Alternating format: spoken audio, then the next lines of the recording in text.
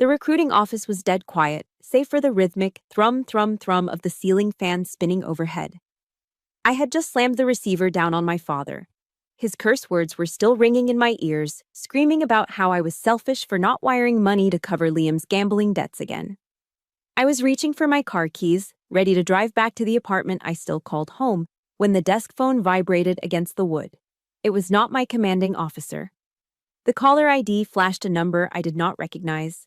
A payphone, Selwood Park, 9 o'clock at night. I picked it up, and my world of rigid discipline collapsed. There were no orders on the other end, just the ragged, terrified breathing of a child. My hand went stiff. The ballpoint pen I was holding snapped in two. The blood rushed to my temples, drowning out the exhaustion and the humiliation from my father's call moments ago. "Sergeant Hill, don't go home, please." Milo's voice tore through my eardrum, loud enough to be heard over the sound of heavy rain in the background. "There is a guy pouring gas around your door. He just said into his phone, 'She is coming back soon. Get ready to light it up.'" I dropped the phone. Goosebumps erupted down my spine, cold as ice. She is coming back soon? How did he know? Exactly 2 minutes ago, the only person who had called to ask, "What time are you dragging your ass home?" was my father, Greg. Why did a father's inquiry about his daughter's schedule align so perfectly with the moment a stranger prepared to burn me alive? Tonight, that house was no longer a home. It was a trap. I did not go home. I drove my beat-up Ford 10 miles south, pulling into the flickering neon lot of a Motel 6 off the interstate. The room smelled of cold smoke and bleach, a scent that usually made me gag. But tonight it smelled like safety. I sat on the edge of the sagging mattress, my service pistol resting on the nightstand next to the Gideon Bible. I did not sleep. I could not close my eyes without hearing Greg's voice from earlier that evening. "You are useless, Carrie. Your brother needs $5,000 to restart his life, and you are sitting on that government paycheck like a miser. I would rather not have a daughter than have one like you." His words burned hotter than any fire. He had killed me in his mind long ago. To him, I was not a daughter. I was a failed investment. I walked to the bathroom mirror and splashed cold water on my face. Under the harsh fluorescent light, the small jagged scar on my forehead stood out. I touched it. I was 10 years old. Liam was 7. He had thrown a heavy die-cast toy truck at my head because I wouldn't let him win a game. Blood had poured down my face. My father did not scold Liam. He scolded me. "You are the older sister, Kiera. You have to yield to him. Don't be so selfish." My entire life had been a series of forced yields. Liam went to a private preparatory school. I went to public school. When Liam graduated high school, barely passing, Dad bought him a brand new BMW with leather seats. When I graduated with honors, I bought my own rusted bicycle from a yard sale with money I earned scrubbing floors at the diner. The injustice had seeped into my marrow over 29 years. It made the impossible thought, "Dad wants to kill me to get money for Liam," seem not only possible, but terrifyingly logical. At 2 in the morning, my cell phone vibrated on the bedspread. It was a text from an unknown number. Milo. "I see the fire, Sergeant. It is big." "I am sorry." I did not cry. My tears had dried up the day I signed my enlistment papers to escape that house. I only felt a glacial coldness spreading from my chest to my limbs. That apartment held the only things I had left of my mother and grandfather.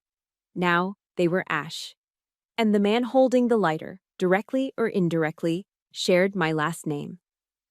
I waited out the darkness. At 6 in the morning, I turned on the small television mounted in the corner. The local Portland news anchor was speaking in a somber tone. "Fierce blaze at the Selwood Garden Apartments early this morning. Investigators suspect a gas leak.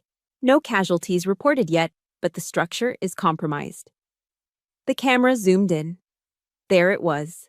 My bedroom window. It was nothing but a gaping, blackened maw. The frame was charred, the glass blown out. The fire had started there. If I had gone home when my father asked, if I had followed orders like a good daughter, I would be a charred corpse right now. I turned off the TV. The silence in the motel room was heavy, but my mind was clear. I stood up and reached for my uniform. I buttoned the shirt with steady hands. I laced my boots tight. As I looked at my reflection, I realized I wasn't just fighting for myself anymore. I was fighting for every person who has ever been the scapegoat. Everyone who was told they were second best. If you know this pain, if you have ever felt like the black sheep who had to become a wolf to survive, hit that like button so I know I am not alone in this room. And if you're ready to see me make them pay, type justice in the comments. I remembered a quote from a lecture I listened to once about how you must confront the monster within yourself to become truly dangerous, truly strong. Today, I would be dangerous. The smell hit me half a mile before I even saw the building. It was a vile, choking cocktail of wet charcoal, melted plastic, and the metallic tang of ozone. It was the scent of my life going up in smoke. I parked my truck 2 blocks away to avoid drawing attention and walked the rest of the distance. The rain had reduced to a drizzle, but it did nothing to wash away the devastation. My apartment complex, a place that had been my sanctuary for 5 years, was a hollowed-out skull. The roof had collapsed inward, and the windows of my second-floor unit were jagged, black holes staring out like dead eyes. "Jesus, Kiara," Mrs. Graceland, my downstairs neighbor, barreled into me before I could cross the street. She was a heavy-set woman in a floral bathrobe, her face streaked with soot and tears. She hugged me so hard I lost my breath. "I thought you were in there," she sobbed into my shoulder. "It went up like a bomb, honey. 1 second it was quiet, the next, boom, the windows just blew out." I patted her back mechanically, my eyes fixed on the charred remains of my bedroom. "I am okay, Mrs. Graceland. I was lucky." A heavy hand landed on my shoulder. I turned to see Sheriff Miller. He was a big man with a red face and a gut that strained against his uniform buttons. He was also my father's old drinking buddy from the VFW hall. "Hell of a mess, Sergeant," Miller said, chewing on a toothpick. He didn't look at me. He looked at the ruins with the boredom of a man who had seen too many grease fires. "Fire marshal thinks it was a gas leak. Old pipes in these cheap buildings. You know how it is." "A gas leak?" I repeated, keeping my voice flat. "I had the lines inspected 2 months ago, Miller. They were fine." Miller shrugged, a gesture of dismissive authority. "Things break. Be grateful you weren't home. Your dad would be heartbroken." I almost laughed. The irony tasted like bile in my throat. Miller wasn't going to investigate. In this town, the Good Old Boy Network protected its own. If Greg Hill said the sky was green, Miller would arrest anyone who called it blue. I nodded, playing the part of the shaken victim. "Yeah, lucky." I pulled away from the crowd and slipped around the back perimeter, toward the dense brush of Selwood Park. My phone buzzed in my pocket. A single text from Milo. "Treehouse." I found him huddled under the old oak tree, shivering in an oversized hoodie. He looked terrified, his eyes darting around as if expecting a boogeyman to jump out. Without a word, he handed me a cracked smartphone. "I took this right before the explosion," Milo whispered. "The guy with the gas can. He met someone on the corner." I swiped the screen. The image was grainy, taken in low light, but the street lamp provided enough illumination to stop my heart. Standing on the corner of 4th and Main was a figure I knew better than my own reflection. The posture was unmistakable, shoulders hunched, leaning against a stop sign with arrogant laziness. He was wearing a bright blue windbreaker with a massive BMW logo on the chest. Liam. My stomach churned. Dad had bought him that jacket 3 months ago for his 26th birthday, along with the car payments I couldn't afford to make. In the photo, Liam was handing a thick white envelope to a man in a dark hoodie. Victor Klein, a known local junkie and petty criminal. This wasn't just a suspicion anymore, it was hard evidence. My brother had paid a hitman to burn me alive, likely using money my father had given him. Suddenly my phone rang. The screen lit up. Liam. I stared at it for 3 rings. My hands were shaking, not from fear, but from a rage so pure it felt like lava in my veins. I forced a deep breath into my lungs and answered. "Hello? Shara? You are?" You are there? Liam's voice came through the speaker, high-pitched and jittery. I am here, Liam. Why are you calling? Dad told me to call, he stammered. He saw the news. He wanted me to check the body. I mean, check on you. To see if you were okay. Time froze. The world went silent around me. Check the body. It was a slip of the tongue. A Freudian slip from a weak-minded coward who had rehearsed a eulogy instead of a greeting. He had expected a coroner, not a sister. I am fine, Liam, I said, my voice dead calm. I was working a double shift. Tell Dad not to worry. I am perfectly safe. I hung up before I could scream. I wanted to vomit. I wanted to drive to his house and beat him until he couldn't stand. But I knew that wouldn't save me. They would just spin it, call me crazy, use my PTSD against me. I needed more than a grainy photo. I needed to bury them. I have to go back in, I told Milo. Stay here. I approached a young firefighter near the perimeter tape. He looked tired. Can I just grab one thing? Please, my grandfather's medals. He hesitated, then nodded. 5 minutes. It is unstable. I climbed the blackened stairs to what used to be my apartment. The heat was still radiating from the walls. My furniture was gone. My clothes were ash. But in the corner of the closet, shielded by a fallen beam, I found it. The old metal ammunition box. I pried it open. Inside, the velvet lining was singed, but the silver star and the purple heart were still there. They were slightly melted, the edges warped by the inferno, but the metal had held. I ran my thumb over the ruined surface of the silver star. Grandpa Arthur had given this to me on his deathbed. He was the only man in that family who had ever looked at me with pride. He had taught me to shoot in the backwoods when Greg told me guns were for men. You are a warrior, Kiara, he had told me. Don't let them tell you otherwise. I clutched the melted metal in my fist until the edges dug into my skin. They had taken my home. They had taken my peace. They had tried to take my life for a payout. But they had failed to check one thing. They didn't check if the fire actually killed the soldier. I pocketed the medals and walked out of the ashes. I wasn't going to the police station. I was going to war. I did not go to the police. In a town like this, where the sheriff played poker with my father every Friday night, going to the cops would be like handing the bullet back to the gunman. Instead, I went to the only person I knew whose loyalty could be bought, but whose integrity could not be shaken. Jack Brown was a former military police officer who had been dishonorably discharged for breaking a colonel's jaw during a bar fight. Now, he ran a private investigation firm out of a converted garage in the industrial district. The office smelled of stale coffee and damp cedar. I placed a white envelope on his scarred desk. Inside was $2,000 in cash. My entire savings account, withdrawn from 3 different ATMs that morning. I need to know where the money came from, Jack, I said, my voice tight. My brother Liam paid a hitman to burn down my apartment. I have proof of the handoff, but I don't have the why. Liam has never worked a day in his life. He doesn't have $10, let alone enough to hire an arsonist. Jack looked at the money, then up at me. His eyes were tired, seeing too much of the city's underbelly. If I dig into this hill, and I find out your daddy is involved, are you ready for that? Because once you pull this thread, the whole sweater unravels. I am already unraveling, Jack. Just find the money.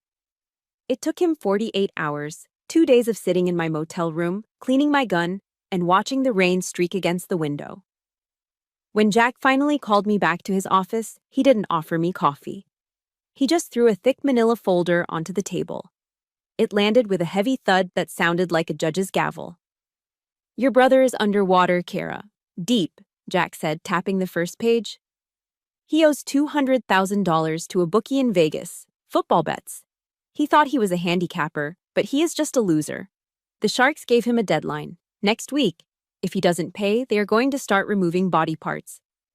I stared at the numbers, $200,000. But how does killing me solve that? I don't have life insurance. I have a checking account with $12 in it. Jack flipped the page. You don't. But your grandfather did. He pointed to a photocopy of a legal document, yellowed with age. Colonel Arthur Hill left a trust fund. It was set up 20 years ago. The principal amount is $4 million. The room spun. $4 million. The colonel didn't trust your father, Jack explained, his voice grim. He skipped a generation. The trust is set to release the funds to the primary beneficiary, you, upon your 30th birthday. My 30th birthday, next Tuesday. But here is the kicker, Jack continued, his finger tracing a paragraph in small print. The survivorship clause. If the primary beneficiary dies before the activation date, the trust doesn't dissolve. It reverts to the next of kin. 50% to your father, Greg Hill.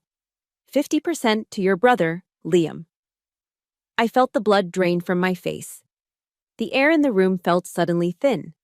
It wasn't personal. It was a business transaction.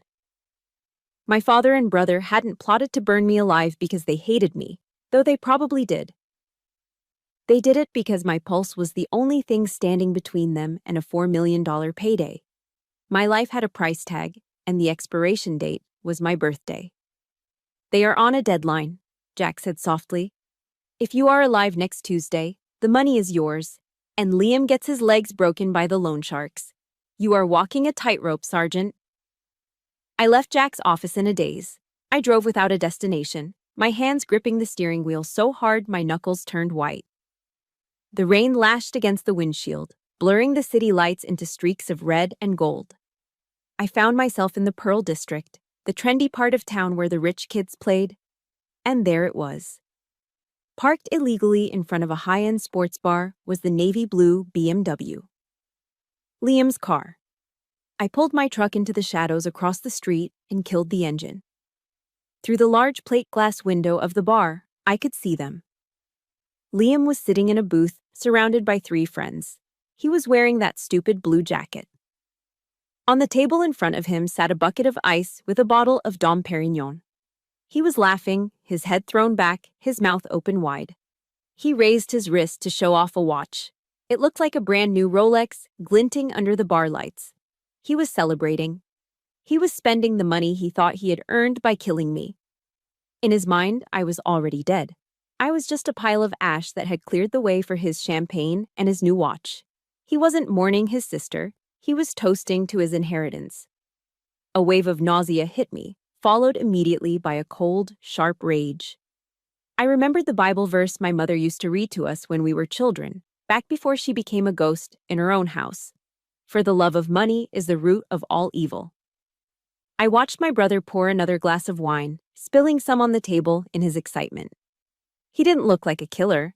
He looked like a child who had finally stolen the cookie jar. But children don't burn down buildings. Monsters do. I started the engine. The vibration of the old truck hummed through my body. You are not going to see a single cent, you bastard, I whispered to the rain. Not one single cent. To catch a monster, sometimes you have to break the heart of the only person who ever loved you. I arranged to meet my mother at a rundown laundromat on the edge of the city limits. It was the perfect cover. The constant rhythmic thump-thump-thump of 20 industrial dryers created a wall of white noise that not even the best parabolic microphone could penetrate. Plus, it was the one place Greg would never be caught dead in. To my father, a public laundromat was beneath him. It was for people who failed at life. I sat on a plastic bench, pretending to read a 2-year-old magazine. At exactly 10 in the morning, the bell above the door jingled. Penelope Hill walked in. She was clutching a laundry basket like a shield. She looked 20 years older than 58. Her graying hair was tucked under a scarf, and her eyes were darting around nervously, checking the corners for shadows. She looked like a fugitive, not a housewife. I stood up and guided her to the back row, near a washing machine that was shaking violently during its spin cycle. I can't stay long, Sierra, she whispered, her hands trembling as she fumbled with a roll of quarters. He thinks I'm at the grocery store. He tracks the mileage on the car. If I am late... Stop, I said, my voice low but hard. Forget about the mileage, Mom. Look at this. I slapped the photo of Liam and the hitman onto the vibrating metal top of the washing machine. Next to it, I placed the copy of the trust fund document Jack had given me. Liam paid a junkie to burn my apartment down, I said, cutting straight to the bone. And Dad knows. Hell, Dad probably gave him the cash. My mother recoiled as if I had slapped her. No. No, Kiera. Your brother has problems, yes, but he wouldn't. And your father? He is a difficult man, but he is a veteran. He has honor. Honor? I laughed, a dry, sharp sound that hurt my throat. Mom, look at the second paper. Grandpa left $4 million. But I have to be dead by next Tuesday for them to get it. They aren't killing me because they hate me. They are killing me because I am a lottery ticket they need to cash in. She shook her head, tears welling up in her eyes. You are imagining things. The trauma, the fire. Stop gaslighting me. I grabbed her shoulders, forcing her to look at me. I was there, Mom. I heard Milo's warning. Dad called me 2 minutes before the fire started to check if I was home. Why? To say goodnight? He hasn't said goodnight to me since I was 12. She tried to pull away, but I held on. I needed to break through the wall of fear Greg had built around her for 30 years. Answer me, Mom. That night. Did he seem worried? Did he seem like a father concerned for his daughter? Penelope crumpled. She leaned against the washing machine, her body shaking with sobs. He was pacing, she whispered, her voice barely audible over the machines. He kept checking his watch. He was sweating. And when you answered the phone, when you said you were alive, he didn't look relieved, Kiera. She looked up at me, her eyes filled with a horror she had been suppressing for days. He looked disappointed. He threw the phone across the room. The truth hung between us, heavy and suffocating. She knew. Deep down, she had always known. She just hadn't wanted to admit that the man she slept next to was capable of murdering their child. I need your help, I said, reaching into my jacket pocket. I pulled out a small black device. It was a digital voice recorder, high grade, the kind we used in logistics to record inventory disputes. It was smaller than a matchbox. They are going to try again, I told her. The deadline is Tuesday. They are desperate. They will talk about it tonight. I pressed the device into her clammy hand. Put this in his study, under the desk, behind the books. I don't care. Just get it in there. She stared at the black plastic in her palm as if it were a live grenade. Shara, if he finds this, he will kill me. If you don't do it, he will kill me, I countered, my voice cracking. And you will have to live the rest of your life knowing you could have stopped it. Do you want to visit my grave, Mom? Or do you want to save my life? It was a cruel question. But I was fighting for survival. Penelope closed her eyes. I saw the battle raging inside her, the conditioning of a submissive wife warring against the primal instinct of a mother. For a long, agonizing minute, the only sound was the whirring of the dryers. Then she opened her eyes. They were still wet, but the fear had hardened into something else. Anger. He called you useless, she murmured, her fingers curling tight around the recorder. Yesterday, at dinner. He called you a useless waste of space. I didn't say anything then. She looked at me, and for the first time in years, I saw the woman she used to be before Greg broke her spirit. She slipped the recorder deep into the pocket of her oversized cardigan. I will do it, she said. I will put it in the bookshelf behind his chair. She grabbed her laundry basket, her knuckles white. She didn't hug me. We were past hugs. We were co-conspirators now. Be careful, Kiara, she whispered. Then she turned and walked out the door, back into the lion's den, carrying the weapon that would either save us or destroy us. I watched her go, my heart hammering against my ribs. She was terrified, but she was moving.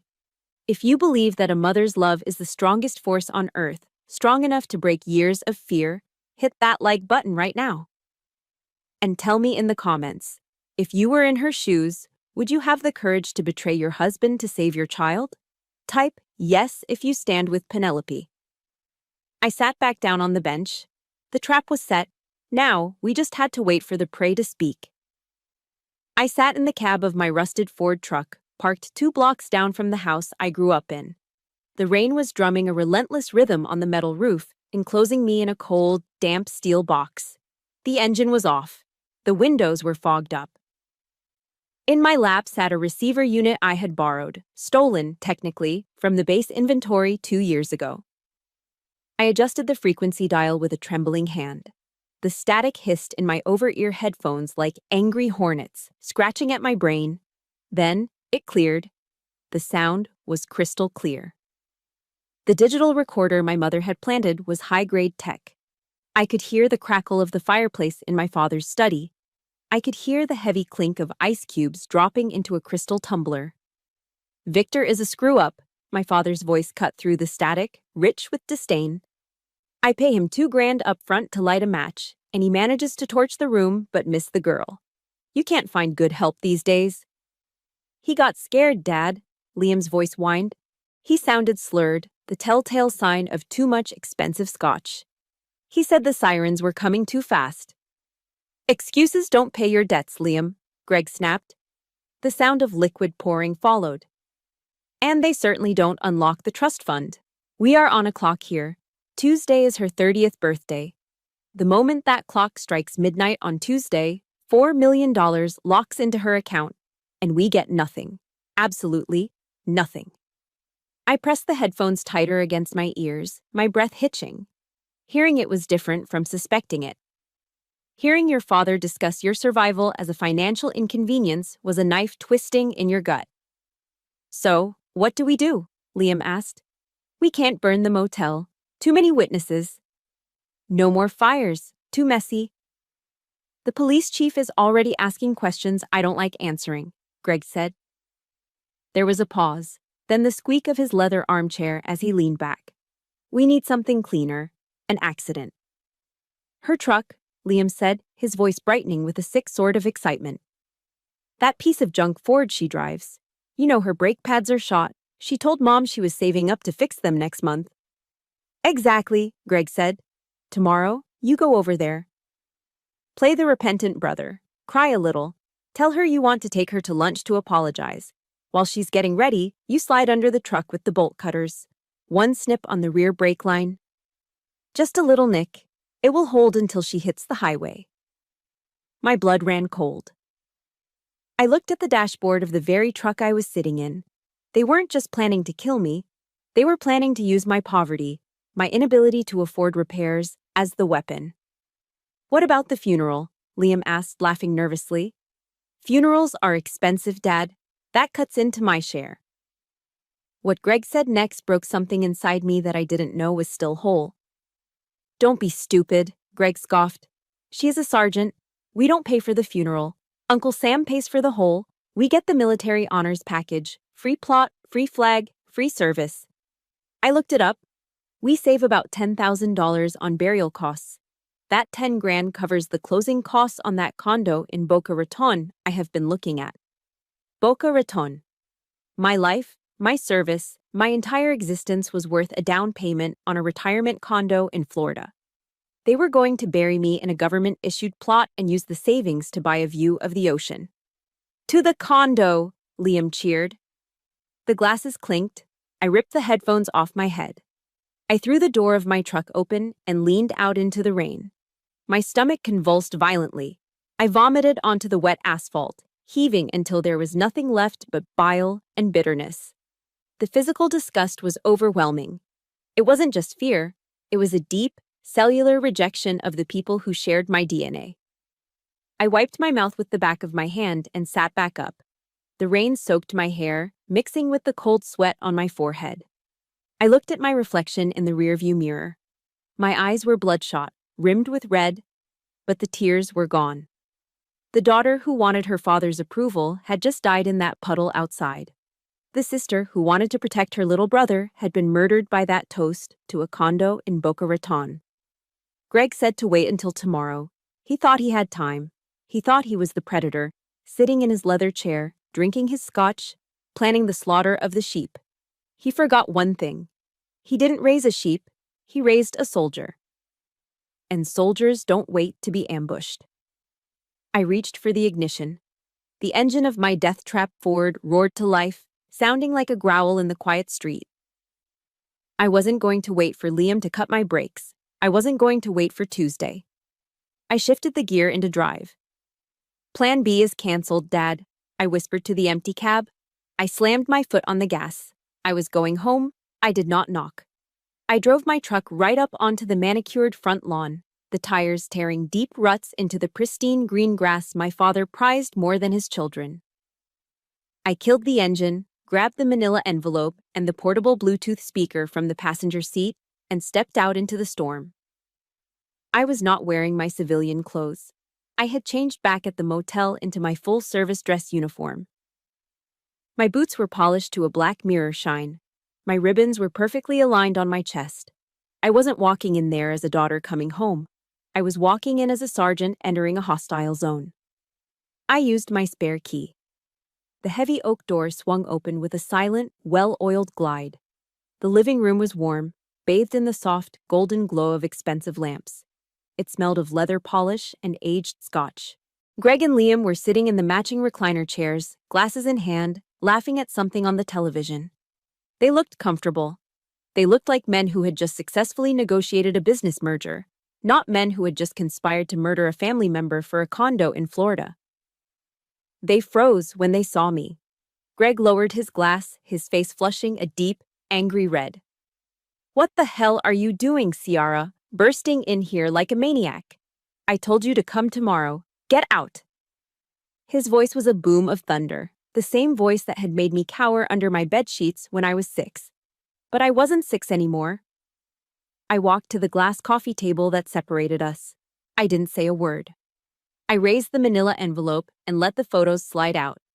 They fanned out across the table, glossy, high-definition prints of Liam handing the envelope of cash to the arsonist. Smack, smack, smack. Liam's face went the color of curdled milk. He shrank back into his chair, looking from the photos to me, his mouth opening and closing like a fish out of water. "What is this?" Greg snarled, standing up. "You are spying on your brother now? You paranoid little—" "Sit down," I ordered. My voice wasn't loud, but it was steel. I placed the Bluetooth speaker on the table, right on top of the photos. I pulled out my phone and hit play. I turned the volume all the way up. Uncle Sam pays for the whole. We get the military honors package. We save about $10,000 on burial costs. Greg's voice filled the room, amplified and distorted, bouncing off the vaulted ceiling. That 10 grand covers the closing costs on that condo in Boca Raton. The silence that followed was deafening.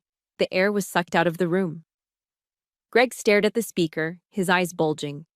The mask of the respectable, grieving father slipped, revealing the greedy, soulless calculator underneath. "You wiretapped me," Greg whispered, his shock quickly turning into a blind, white-hot rage. "In my own house, you ungrateful bitch!" He lunged at me. It was instinct. He raised his hand, aiming a backhand slap at my face, the same discipline he had used when I was a teenager. He expected me to flinch. He expected me to cry. I didn't flinch. I caught his wrist in midair. My grip was iron. I twisted his arm back, using his own momentum to force him off balance. The look of confusion in his eyes was priceless. He had forgotten that while he was drinking scotch for the last 10 years, I was doing push-ups in the mud and learning hand-to-hand combat. "Don't you ever touch me again," I hissed, looking straight into his dilated pupils. "I am your father," he screamed, spitting saliva. "I gave you life. I own you." I tightened my grip until I felt the bones in his wrist grind together. "You didn't give me life. Mom gave me life. You just provided the sperm and the pain." I shoved him backward. He stumbled and fell hard onto the leather sofa, knocking over his glass of scotch. The expensive liquid soaked into the rug like a dark stain. "Liam, run!" Greg yelled, grasping at straws. "Get out the back!" Liam scrambled up, knocking over his chair. He sprinted toward the kitchen, heading for the patio door that led to the backyard. He made it to the doorway and stopped dead. My mother was standing there. Penelope Hill, the woman who had spent 30 years making herself small so she wouldn't be a target, was blocking the exit. She stood tall, her arms crossed. In her right hand, she held her cell phone. The screen was lit up. "Mom, move!" Liam shouted, panic rising in his voice. "She is crazy. We have to go." Penelope didn't move an inch. She looked at her golden child with eyes that were full of sorrow but devoid of pity. "You aren't going anywhere, Liam," she said, her voice steady. "I have already called them. They are in the driveway." Greg pulled himself up from the couch, staring at his wife as if she were a stranger. "Penelope? You betrayed me? For her? For that useless girl?" "No, Greg," she answered, and a tear finally escaped, rolling down her cheek. "I am protecting my child from a monster. And the monster is you." Before Greg could answer, the room was washed in a strobe of red and blue light. The wail of sirens cut through the storm outside, loud and piercing. Car doors slammed. Voices shouted commands from the front porch. Greg looked at the window, bathed in the flashing police lights. He looked old. He looked small. His kingdom of fear had crumbled in less than 5 minutes. I stood in the center of the room, my chest heaving, watching the two men who had tried to sell my life for a condo cower as the heavy pounding began on the front door. "Police! Open up!" This is the moment we have been waiting for. The moment the bully gets punched back. If you felt a rush of satisfaction watching Kara take down her father, hit that like button right now. And tell me in the comments, what would you have said to Greg if you were the one standing in that room? Type your message to him below. I walked to the door and unlocked it. Justice had arrived. The Multnomah County Courthouse smelled of wet wool, floor wax, and stale anxiety. Outside, the Portland rain was falling in relentless gray sheets, washing the grime off the city streets. But inside courtroom 4B, the filth was being exposed for everyone to see. I sat in the front row, directly behind the prosecutor's table. My back was ramrod straight, a posture drilled into me by years of service, but my hands were clasped tight in my lap to stop them from shaking.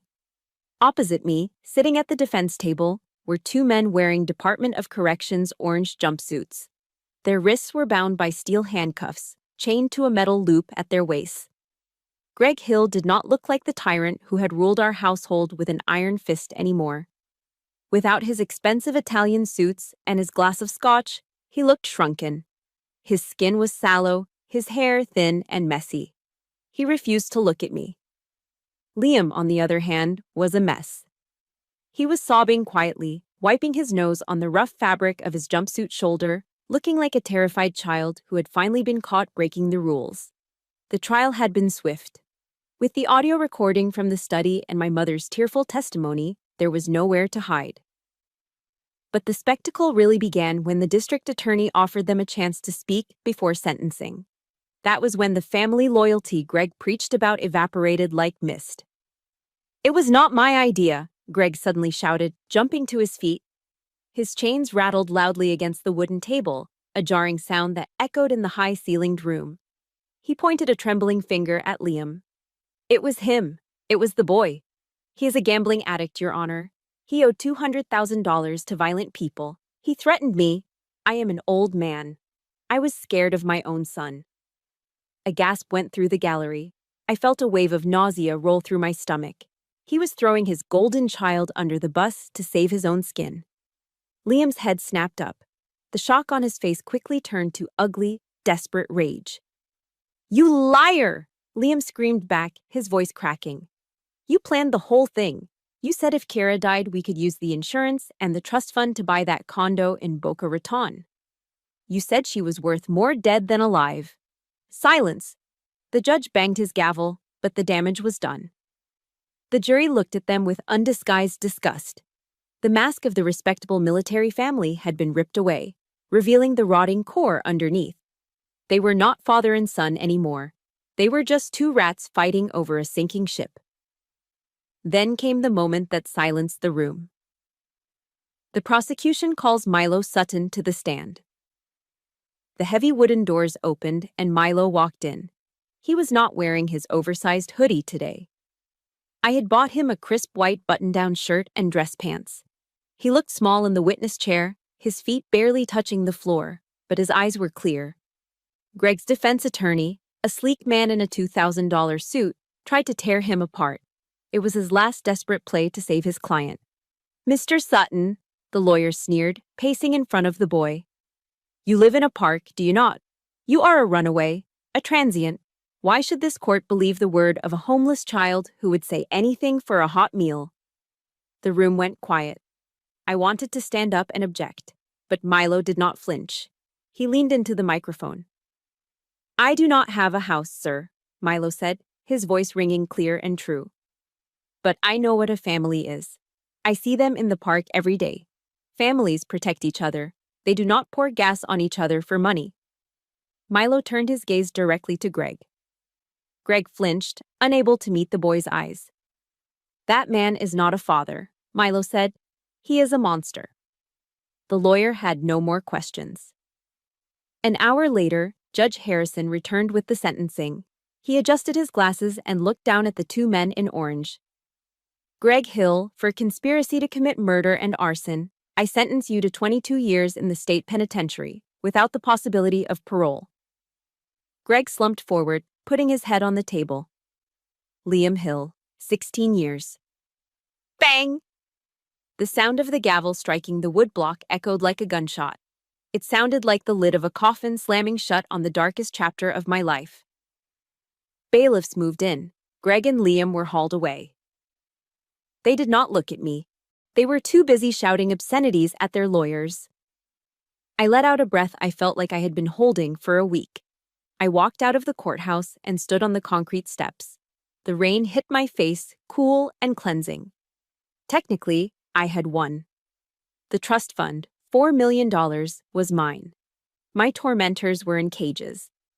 But as I watched the gray clouds swirl above Portland, I did not feel triumphant. I felt a vast, echoing emptiness. I had just sent my father and brother to prison. There was no family dinner waiting for me. No apology would ever make this right. I remembered a quote by Martin Luther King Jr. that I had read in college. The arc of the moral universe is long, but it bends toward justice. It had bent toward justice today. But nobody told me that justice would feel so incredibly lonely. The Oregon State Penitentiary sat like a concrete scar against the gray skyline of Salem. It was a place designed to strip away humanity, replacing names with numbers and lives with routines. It had been 6 months since the gavel fell. 6 months since I inherited $4 million. 6 months of silence. I walked through the metal detector, my boots echoing on the linoleum floor. The air smelled of industrial bleach and unwashed bodies, a scent that clung to the back of your throat. I surrendered my ID to a guard who looked like he hadn't smiled since the Reagan administration. Visitor for inmate Hill, I said. My voice was steady, my hands were dry. I was led into the visitation room, a long sterile hallway divided by a thick wall of bulletproof glass. On one side, the free, on the other, the damned. I sat down on the metal stool. A moment later, a door buzzed open on the other side, and Greg Hill shuffled in. He looked terrible. The prison diet and the lack of alcohol had hollowed him out.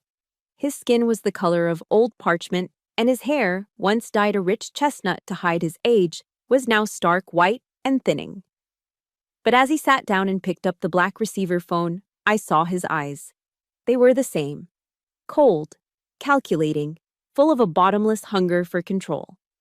I picked up my phone. The connection crackled. You look expensive, Greg said. It was his greeting. No hello, no how are you? Just an assessment of my blazer. Did you buy that with my money? Or did you spend it all on a lawyer to keep your brother in a cage? I looked at him, searching for a flicker of remorse. I found none. He was still the center of his own universe. In his mind, he was the victim of an ungrateful daughter and a cruel system. I didn't come here to talk about money, Greg, I said, and I didn't come here to argue. He sneered, revealing teeth that were yellowing. Then why are you here? To gloat? To see the old man rot? You must feel big now, Thierry. The big hero sergeant. I came to give you something, I said. I reached into my pocket and pulled out a small rectangular photograph. It was creased at the corners, the colors faded to sepia tones. It was a picture taken 24 years ago. I was 5 years old, sitting on his shoulders at a parade. I was laughing. He was smiling. It was the only evidence I had that he hadn't always hated me. I pressed the photo against the glass. Greg squinted at it. For a second, his expression faltered. I kept this in my wallet through basic training, I told him, my voice low and even. I kept it through my deployments. I kept it when you told me I was useless. I kept it because I thought if I just worked hard enough, if I was just good enough, the man in this picture would come back. Greg's face hardened again. Stop the melodrama. I am finished, I continued, ignoring him. I realized something during the trial. That man in the photo never existed. You were smiling because you looked like a good father to the neighbors. You never loved me, Greg. You only loved the reflection of yourself you saw in my eyes. And when I started to have my own mind, my own reflection, you hated me for it. I gave you a roof over your head. He barked into the receiver, his voice rising. I fed you. And then you tried to sell my life for a condo in Florida. I cut him off. But that is okay, because I forgive you. Greg blinked, stunned. What? I forgive you, I repeated. Not because you deserve it. You don't. You are a small, sad, narcissistic man who will die in a concrete box. I forgive you because I refuse to carry you with me anymore. If I hate you, I am still tied to you. I am still your victim. But if I forgive you, you are nothing. I pulled the photo away from the glass and tore it in half. Then I tore it again. I let the pieces flutter to the dirty floor on my side of the partition. Goodbye, Greg. You are dead to me now.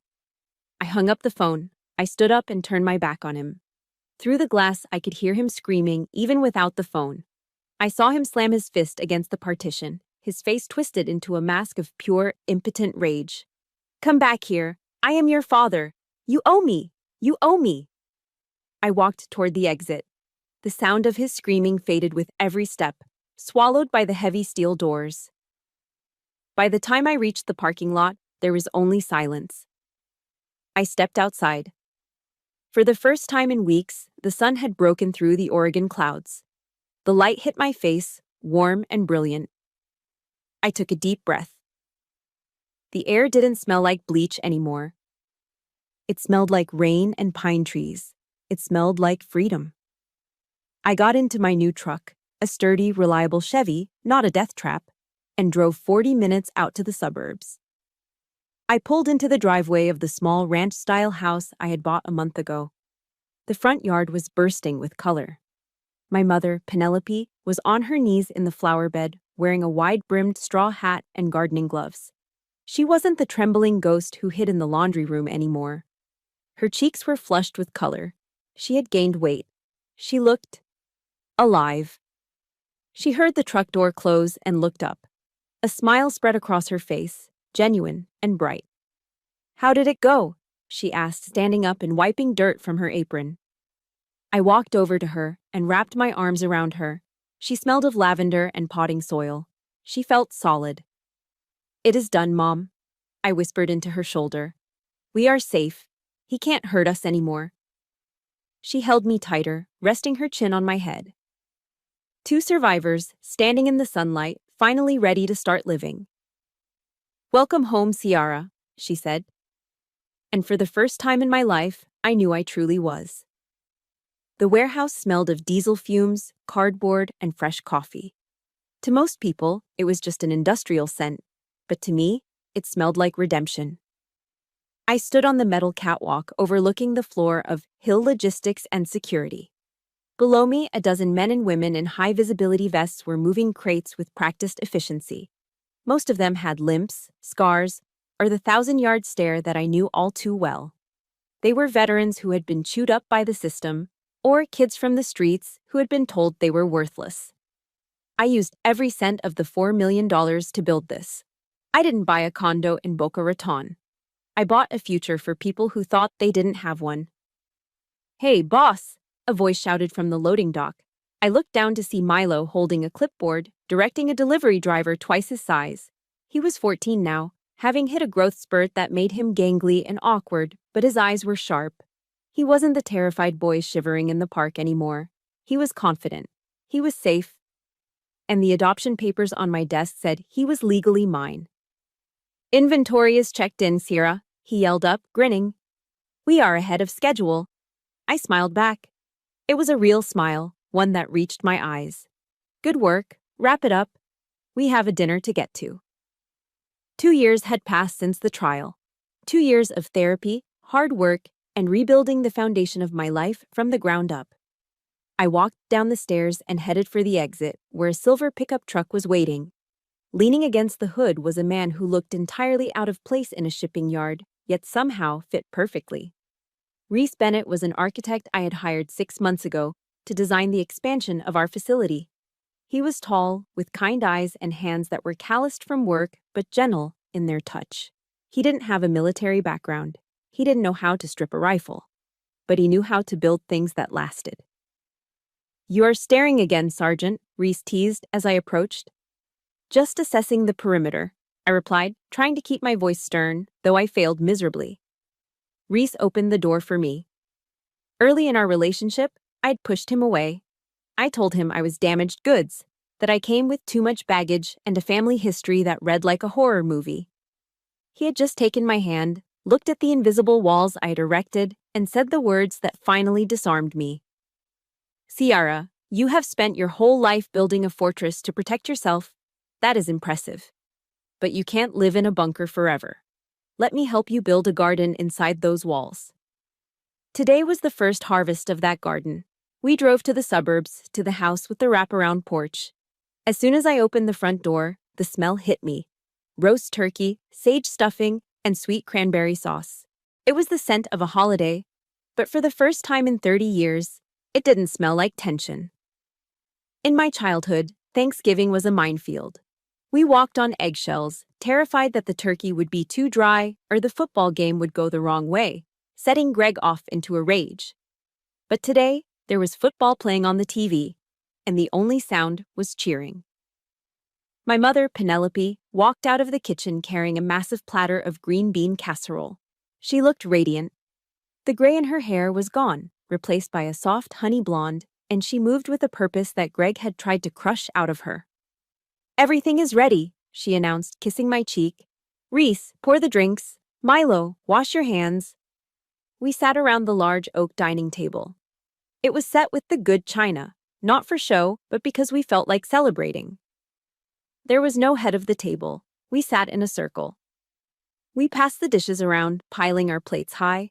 For 20 minutes, we just ate and laughed. Reese told a funny story about a construction mishap, and my mother laughed so hard she had to wipe her eyes. It was a sound I hadn't heard in decades. Then, the room quieted down. It was time for the toast. Usually, this was the part where Greg would make a speech about how much money he had made that year, or how disappointed he was in us. My stomach tightened out of reflex, a phantom pain from the past.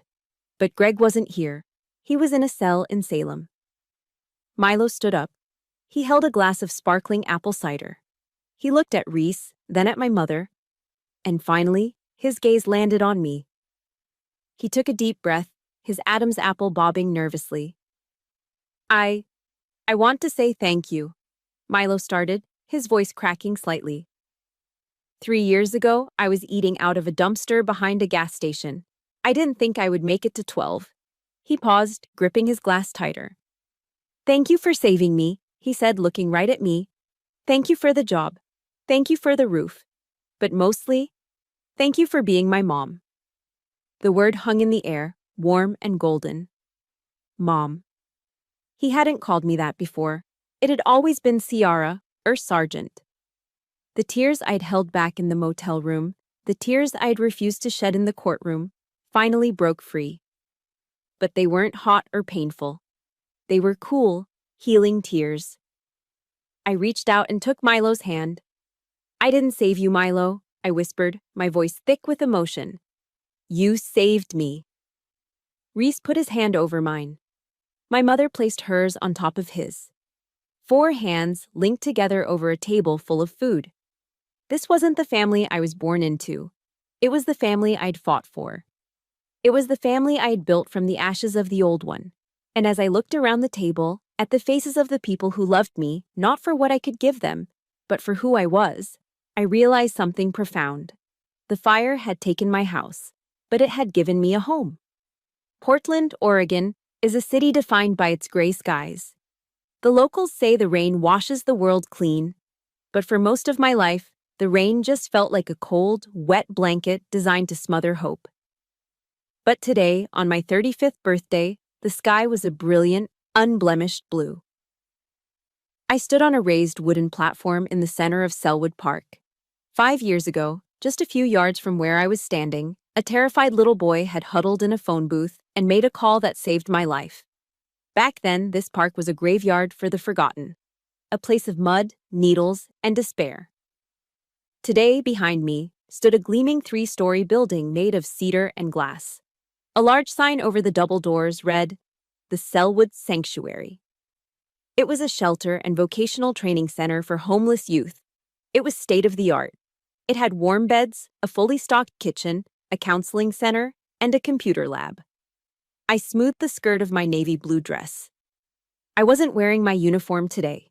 I wasn't Sergeant Hill, the logistics specialist. I was just Kiera. A crowd had gathered on the lawn. There were city council members, local business owners, and journalists. But my eyes skipped over them and landed on the front row. That was where my real wealth sat. Reese was there, looking handsome in a charcoal suit. In his arms, he held a squirming 2-year-old girl with curly hair and eyes that sparkled with mischief. Dahlia, my daughter. She was pointing at me and giggling, blissfully unaware that her mother had once been worth more dead than alive. Next to them sat a young man wearing an orange and black hooded sweatshirt emblazoned with Oregon State University. Milo. He wasn't the scrawny, dirty kid anymore. He was a sophomore in college, studying social work. He sat tall, his shoulders broad, looking at me with a pride that made my throat tighten. And next to him was Penelope, my mother. She was holding an oversized pair of ceremonial scissors, her face glowing with a vitality that 20 years of marriage to Greg had almost extinguished.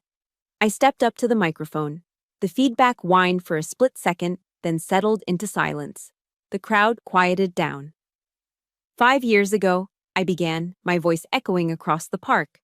I stood in this neighborhood and watched my life burn to the ground. I was betrayed by the people who were supposed to protect me.